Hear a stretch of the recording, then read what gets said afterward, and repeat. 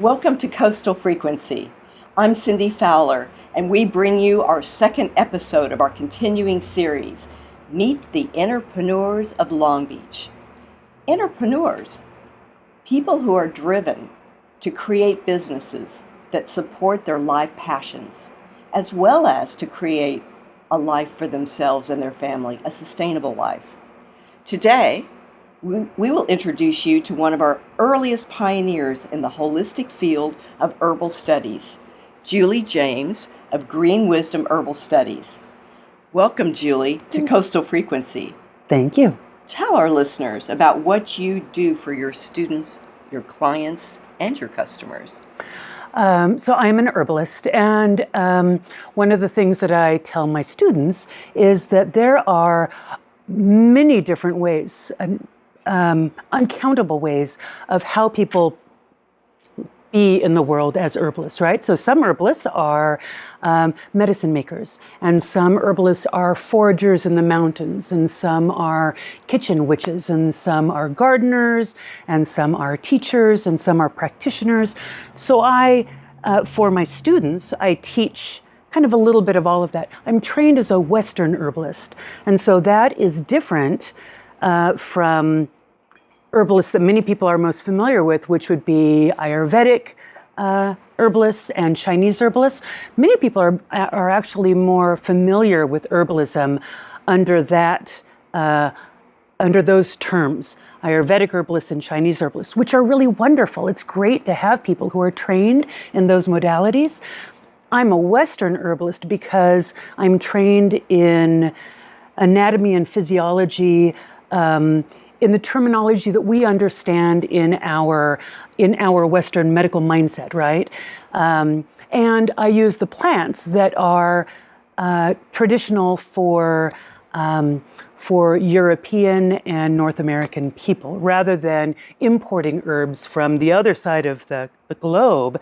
I really prefer to use plants that are more regional. In fact, I really love plants. The closer, the better for me. If I can grow them, or if I can go out and pull up some weeds and use them, then I prefer that. Local is fabulous, right? Local is fab. We love local, yes. So I'm a Western herbalist, and I teach, which is, I think, my greatest joy. I really love teaching. So I teach classes on herbal medicine, on all of those aspects. And then I also, I do have the apothecary here, right? So nice. I'm open for the public to come in and source bulk herbs and apothecary supplies, books, and then also locally made herbal products. And then I also do have my clients, and I consult with people one-on-one for health issues. I also consult with business owners. So we have some people who are herbalists and just starting out as herbal practitioners, or they're making products, and they want consultations on how to formulate something, how to make a really lovely cream that will sell, or a tea blend. So, wow, you touch herbalism from so many different angles. I'm so in awe of you. I did spend January 1st with you on one of your tours where you walk through like a nature reserve, and you teach people how to identify particular plants and what you can do with those plants. I mean, the breadth of your knowledge knocked me over. It totally made me excited, and I'm not an herbalist, but I think I could become one if I go along with you. I can talk you into it. When and how did you discover your passion around nature, plants, and herbal remedies? How did that happen? Well, I am a fourth generation Southern Californian, at least fourth. It may be a lot longer. There are parts of Central California that are actually named for my family. But these mountains and foothills have always been my home. And my sister, actually one of my older sisters, used to take me out into the mountains, and we would go hiking and look at the plants. And I was amazed at the fact that she knew the names of plants. And it was really an interesting concept that you could know the names of plants. They weren't all just weeds or trees, but they actually had distinct names. So she taught me the names of fennel and wild radish and oats. And she didn't know that many, but what she knew, she taught me. Wow.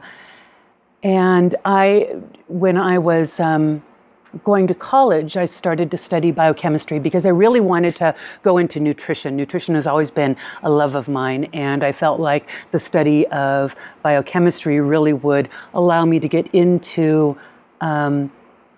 nutrition on the level that I wanted to, until I went up north and I spent some time with the California School of Herbal Studies. And that was when I realized that no, I want to play with plants. I don't want to be in a lab, and I don't want to be in a factory. I want to be out with the plants. And that the plants were much better chemists than we could ever hope to be. So that's when my focus kind of switched. And I was lucky that at that time, this was in the very early 1980s, we had an herbal clinic in Santa Barbara, which is where I was born and raised. Mm-hmm. And so I used to go and hang out at the herbal clinic. He had an apothecary, kind of like mine. And I would go and hang out there and ask him questions and just basically make an annoyance of myself until he would allow me to play with the plants and fill up the bottles and all of that. And so he also was, one of my teachers and leaders. And it all just seems to be a confluence that all kind of came together to be the path that I should take, which is an herbalist. Wow. What a great story. I mean, it's really like at a cellular level when you talk about your family history in this. It's almost in your DNA, if you will, and that the medicine part of it was there, but you didn't want to be you want to be out with nature. And like I know for myself, that's where I find my center. So I think that's an awesome story. I have a question though.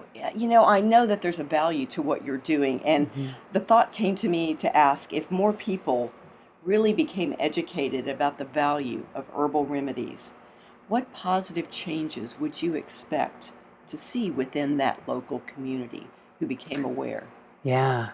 So you actually touched on a really interesting concept just then about that connection to the family and to land. In so many other parts of the world, in Mexico, in many other areas, the information on how to use herbs for healing, and by herbs, by the way, herbalists never just use herbs for healing, right? We use herbs, and we use diet, and we use lifestyle, and we use sleep, and we use water, and we use everything in our toolkit for healing. So it goes much more beyond that. But the tradition of using herbs and foods for healing is something that has been passed down from generation to generation, right? We see that when I work in schools with children. They quite often will know the plants. I've got chamomile and I've got aloe vera there. And they say, my abuela gives that to me. I know that plant. But in our culture, we really have lost that. There's a very distinct break in that traditional information coming down. So I think as more people kind of embrace the concept of using herbs, not in place of surgery and not in place of really strong medicines, which are lifesavers, by the way. I'm not opposed to medicines when they're needed, but they should be the very last step, right? And there are so many steps in between. I'm not feeling so good and I need to have something cut out of me, right? Yeah. Where all of those tools in our toolkit could come into play. And that is one of the primary gifts that I think that imagine if families and communities had people that were trained as that, if we had community herbalists that were there just for you to go to because I'm not feeling quite so good about this thing, and just a little bit of information. So my hope, my goal, my vision for what I do is to plant herbalists in communities so that we can have a lot of people doing what I do, so that we don't have to rely on doctors, so that we don't have to give our power away to anyone else, so that we can kind of hold that power, we can have that power. We know my stomach's feeling a little bit funky. I'm going to go out back and pick some fennel and pick some spearmint and some chamomile, and I'm going to make myself a tea. I don't have to go to CVS Pharmacy. I don't have to pay money, right? I have free medicine growing in my backyard. You want to plant a harvest of herbalists. I do. I do. Congratulations. And I What do. a great idea. It's a wonderful idea. I'm very proud of the work that I do. Yeah. Taking that idea just one step further, because there's the micro and then you work out to the macro. Is there any tool or technology or combination or action that you've imagined that if it was put into practice, it would bring the wisdom of herbs to a higher percentage of people, especially thinking locally today, where these kinds of thought experiments could be executed and tested in a particular community, like Long Beach, for example? For example, I think that the act of disseminating knowledge is one of the most powerful tools that we have. And if we're just teaching a whole bunch of people in a lot of different ways, then the knowledge is going to spread. And kind of going back, there's a little bit of a mishmash maybe between the last question and this question. We have an uncertain future in front of us, right? There are so many things that are happening with global climate change, with governmental changes. There is so much uncertainty, and there could be major breakdowns in access to everything around us. Certainly breakdowns in access to healthcare. So I think that also one of the critical things, more than just, I can make a tea for my tummy and I can make a pretty salve, is if we have a breakdown in healthcare, that we need people in place who are able to do first aid and also able to identify the plants that are in our community that are healing and are nourishing. If people are going hungry when there's lamb's quarter and chickweed and nettle and dock and oxalis and all of these foods that are surrounding us in our urban environment. There's abundant food in our urban environment. And there was recently a study actually that was done.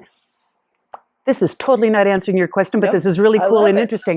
There was a study that was done recently on urban foods, on urban weeds, where they went into an urban environment and they picked the weeds, washed them and prepared them as food, and then tested the pesticide residue, the heavy metal residue. And they found that there were fewer pesticide residues and toxin residues in those urban weeds than there are in many of our produce items that are grown, along the I-5, the big monoculture, corporate, agro-business grown plants. So that's one of the things that people are sometimes concerned about is, I don't want to pick that dandelion because it's growing in downtown Long Beach. That dandelion is going to be much better for you than the fancy stuff, or the maybe not so fancy stuff, the greens that you're buying and the professionally farmed. So access is one of my big goals, is access to free medicines, access to free foods. I love that. Access to information. So then answering then the question that you just asked me, I really, as technophobic as I am, we have talked about this before, I don't do technology very well. Social media. Social media is the way that we disseminate this. We have this happening, right? There are people who are listening. We're going to go, hey, maybe I'm going to go pick out that dandelion in my yard. Maybe I'm going to stop spraying that dandelion in my yard with Roundup, which would be a great idea. I strongly encourage you to stop spraying the dandelion with Roundup because that's really good food and it's really good medicine. So if we have access to dissemination of information widely and free, it's awesome. And so we need to use that technology in order to get this information out there. Yeah, I could see a whole network of, you're doing your part in terms of educating other herbalists to learn what you know, Mhm. and people to learn, just average people who don't want to be an herbalist, just want to know the information. Yeah. But now we need maybe another step in the technology to where we can get the kind of a network sort of people to kind of organize this so that we know what to do when that moment comes when we need that, right? Yes. Yeah. So there's probably more we have to do, more discussions on this subject. Yes, yes. I think smell-o-vision would be very, very good. What is that? Okay. To smell when I'm teaching, a video, I do a lot of videos for people, and I'm making medicines and I'm making teas and all of that, and I'm sitting there surrounded by all this glorious stuff. It smells so good in front of me, and the people watching don't get to smell any of it. They're missing out. They're missing out on a very critical part of the healing. Wow, we've got the sound, we've got the picture. Now we're almost there. We are so close. So the next step, I'm just saying, this is also looking for smell-o-vision. Anybody out there have smell-o-vision technology waiting to come on board? Call us. It's amazing what we can do. Thank you, Julie. This is amazing. I learned so much, and we really appreciate all you do for our community. Well, thank you. It is my pleasure. Thank you.